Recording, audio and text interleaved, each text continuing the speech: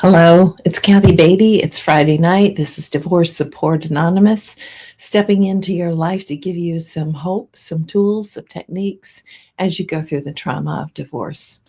Today is the day after Christmas.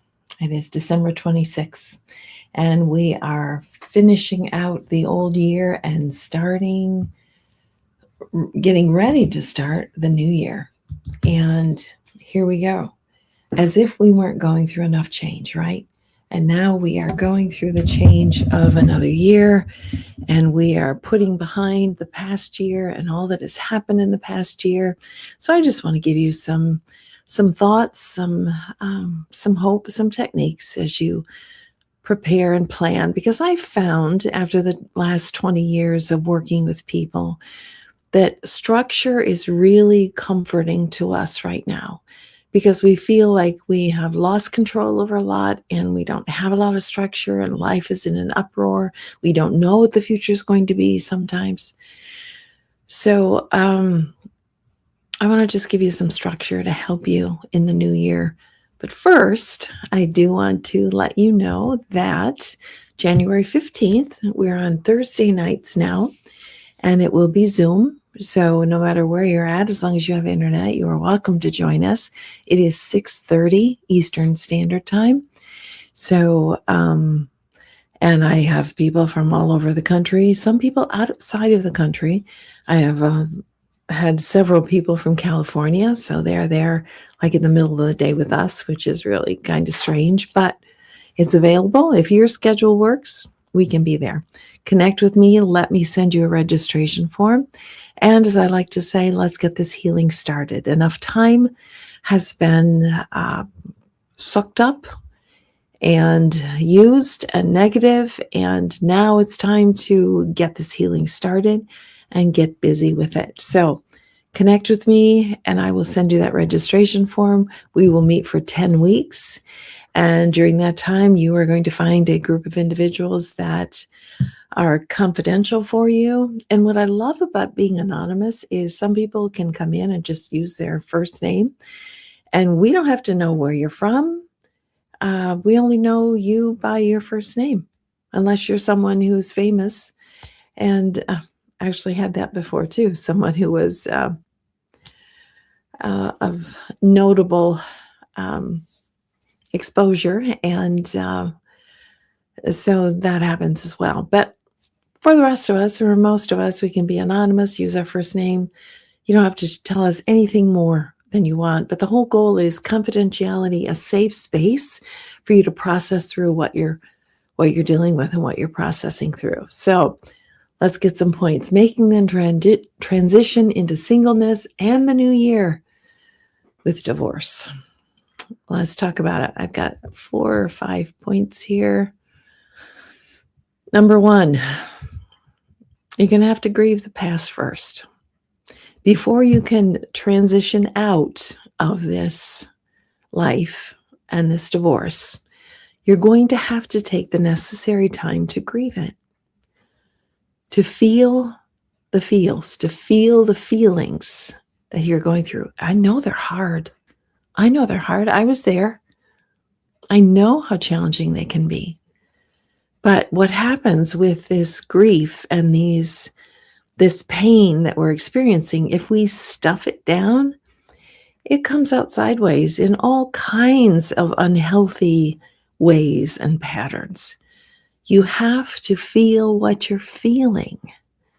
And that sounds so elementary, but it's so true. You cannot deny the grief. When you're angry, you're grieving. When you're indecisive, you're grieving. When you shut down, you're overwhelmed, you're grieving. So why not just grieve and do it honestly and take care of the business of grief? So you do have to grieve the past first, and then be curious. I've been so afraid of the future and what's going on now that I'm divorced. What if What if I stopped that and I just started being curious? I don't know if that's bugging you as much as it's bugging me, but a little crooked here. Not that you care, but I do. Anyway, be curious. What's out there? I love to use this lifeline that I created for my groups. After the initial group, I have an 8-week course session called Building Your Life After Divorce. And we use this, and we actually use it in the 10 weeks too, come to think of it, toward the end. But I show this just to tell you that there is a rest to your story. So you've got your childhood, you've got your married life, and then you have this big black splotch that is called divorce. Now, you can either stay stuck there or you can leverage it. But look at what's left. Look at the rest of your story. Look at the space that is there. Be curious about that space. Be curious. What could I do with my life? And I know the first thing we start thinking is, oh, I can't do much because of finances and I've got to pay off this divorce. I've got to pay off. I get it. Totally get it. But let's just put that aside for a minute. I know you have to deal with it, but let's just put it aside for a minute. And be curious. What now? Who am I? What do I really want? Those are the questions for us to ask. What is important to me? What are those core values? Because we have spent so much time and energy on dealing with this negative relationships and the divorce, we've forgotten who we are. So I want you just to be curious.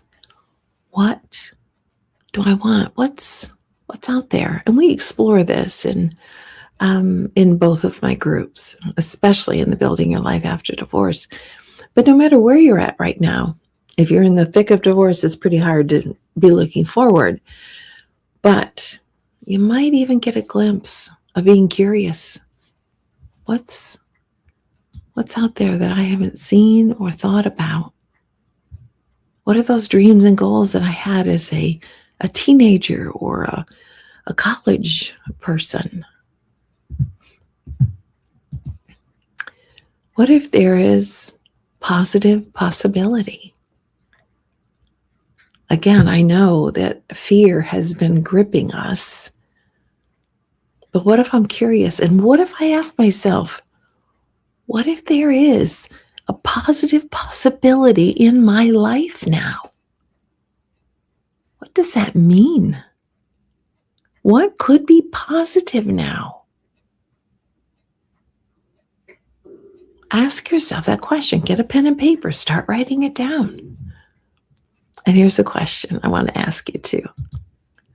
What if it turns out even better than you thought?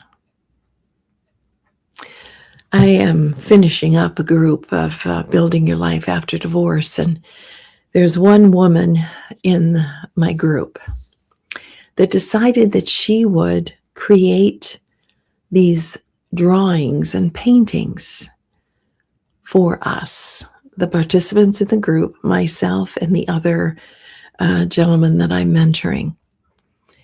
And so I wish I could show you all of them, but I will show you mine.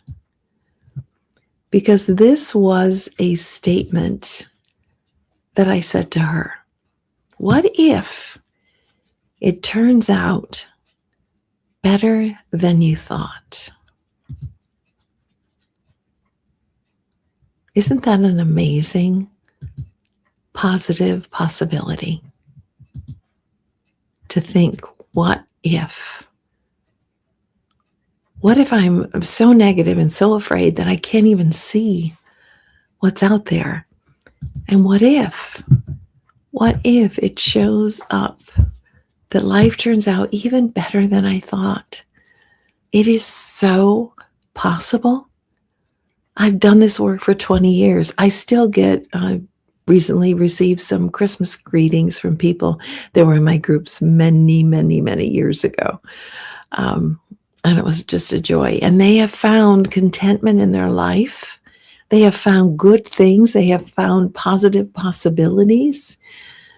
And in some areas of their life, it has turned out better than they even thought it could. But it starts by being intentional.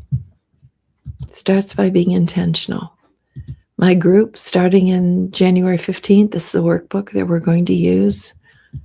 This is also a book that we're going to use along with 2 others that I will send to you. And we're going to start the healing. And we are going to start doing the grieving first. We're going to deal with all of those emotions. We're going to deal with the decisions. We're going to deal with acceptance. And then we're going to start being curious. What's out there? What's possible? Where is the positive possibility? And what if it turns out even better than I thought? Think on those things. As you know, if you've been with me previously, that I will always share a scripture. And I love to do that. It's really one of my favorite. Oh, excuse me. One of my favorite parts. Holidays, not been sleeping correctly. But I love to share it because God is hope. He's love. He's hope. He is all that we hope for and all that we need. He's all that we search for. But there are some incredible Bible verses that give us such hope. And this is one that I love. That no eye has seen, nor ear heard, nor the heart of man imagined what God has prepared for those who love him. Sister and brother, you cannot imagine it. You can't see it with your mind's eye. You can't imagine it. You can't imagine what it would sound like. The things that God has prepared for you, for those who love him. And that's based on relationship, right? That's based on relationship with God. And that is only through Christ. And that's what we're celebrating Christmas about. It's only through Christ that we have a relationship with God. And then he says to us, oh, child, you have no idea what I have prepared for you. No idea. There's another verse I think that's fitting for the final broadcast of 2025. Oh, there we go again. Sorry, you make me a cup of coffee. But in Ephesians, Paul talks about putting off and putting on, and he talks about putting off our old self, to be renewed in the spirit of your minds. Put off your old self. That's what God says. You know what? That was yesterday. That was then. This is now. Be renewed in the spirit of your minds. Have your mind renewed. How do you do that? Well, you do that by being curious, looking for positive possibility, having relationship with God. Ask him to guide you and direct you so you don't waste any more time or energy in your life. Put off your old self. In other words, let it go. Let it go. Let the past go. Let the blame and shame, all of that go. All those negative thoughts, all those what ifs, all those oh if onlys. Let them go. The end of the year. You're starting a new year. You're starting a new season. You can't do that carrying the baggage of 2025. it's time to let it go. And be curious of positive possibilities in your life.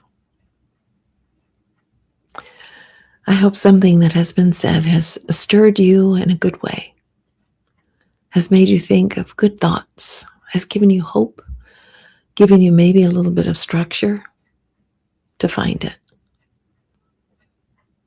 You will not find it without God. You will not find it without salvation through Christ. That's the first and most important place to start. But then you just watch what God is going to do. Happy New Year. I know it's a little early to say that. We've got a few days. I'll say it anyway. For those of you who watch after the broadcast, which is the majority, I will say sincerely, Happy New Year to you. God bless you. May you find him because he's seeking for you. May you find him. May you find peace in 2026, in the new year. May you find hope. May you find intention and positive possibility. This is Kathy Beatty with Divorce Support Anonymous, walking with you every step of the way through the trauma and after the trauma of divorce. Have a good evening.